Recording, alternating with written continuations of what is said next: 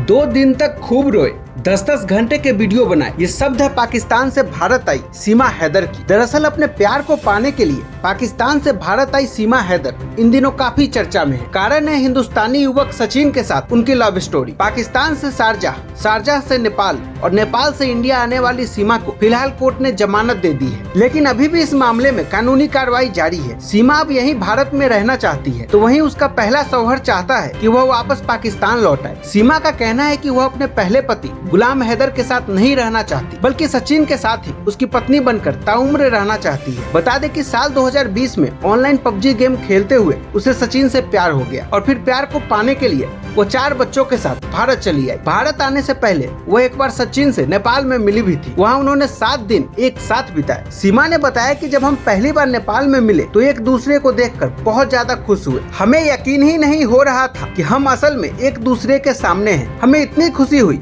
कि एक दूसरे से अलग होने का मन ही नहीं कर रहा था, लेकिन तब हम सिर्फ मिलने के लिए आए थे। हमने 7 दिन साथ में बिताए। फिर 17 मार्च को हम दोनों को अपने अपने देश लौटना था, लेकिन वापस लौटने की तारीख जैसे जैसे नजदीक आ रही थी हमें उतना ही बुरा लग रहा था। उस समय हमें नहीं पता था कि हम दोबारा मिल भी नहीं पाएंगे। 15 और 16 मार्च को तो हम दोनों पूरे दिन बस रोते ही रहे। हम एक दूसरे से दूर नहीं जाना चाहते थे, लेकिन मजबूरी थी, इसलिए एक दूसरे को समझाया। हमने 2 दिन कैमरा कमरे में ही रिकॉर्डिंग पर लगा दिया। 10-10 घंटे के वीडियो बनाए, वो इसलिए कि अगर हम दोबारा नहीं भी मिल सके तो इन्हीं वीडियो को देखकर एक दूसरे को याद कर लेंगे। सीमा ने बताया जब वतन वापसी हुई तो वहाँ मैं रोज इन वीडियो को देखती और सचिन को याद करती रहती। सीमा ने आगे बताया कि उसने अपने जमीन बेच दिए, बदले में उसे 8 लाख रुपए मिले, जिसमें से 3 लाख रुपए नेपाल ट्रिप में खत्म हो गए। फिर जब उसने तय किया कि उसे अब अपने 4 बच्चों के साथ भारत आना है तो उस समय 12 लाख रुपए की टिकट बुक हो रही थी। इतना पैसा उसके पास नहीं था। उसने अपनी समस्या सचिन को बताई। सचिन ने अपने लाला यानी जहाँ सचिन काम करता है उनसे बात की और उनसे रुपए उधार मांगे, तो लाला ने यह कहकर मना कर दिया, सचिन तू वैसे ही किसी की बातों में मत आ, हो सकता है कि वो महिला फ्रॉड हो। सचिन ने फिर यह बात सीमा को बताई। तब सीमा ने कहा कि तुम फिक्र मत करो, अगर हमारे नसीब में मिलना लिखा होगा तो हम जरूर मिलेंगे। सीमा ने बताया कि फिर बाद में फ्लाइट के टिकट सस्ते हो गए और उसने सबसे सस्ती वाली सीट बुक करवाई ताकि वो बच्चों के साथ भारत आ सके। फिर वह शारजाह से नेपाल पहुंची। नेपाल से फिर 15,000 रुपए की टिकट लेकर प्राइवेट गाड़ी से वह भारत पहुंची। सीमा ने बताया कि जैसे ही उसने भारत में एंट्री की तो वह खुशी से झूम उठी, कानों में हेडफोन लगाए और गाने सुनने लगी। फिर यूपी में यमुना एक्सप्रेसवे पर सचिन ने उसे रिसीव किया और दोनों ग्रेटर नोएडा के रबुपुरा इलाके में पहुंचे, जहां सचिन ने दोस्त की मदद से किराए का मकान लिया और वहीं सीमा और उसकी बच्चों के साथ रहने लगा। सचिन ने बताया कि वह सीमा को उसके बच्चों के साथ ही अपनाना चाहता था। वह नहीं चाहता था कि उसके बच्चे बिना माँ के रहें, इसलिए पहले से यह तय था कि सीमा अगर भारत आएगी तो उसके बच्चे भी साथ में आएंगे। सचिन ने बताया कि वह उन्हें खुद के ही बच्चे मानता है और भविष्य में उनकी अच्छे से परवरिश भी करेगा।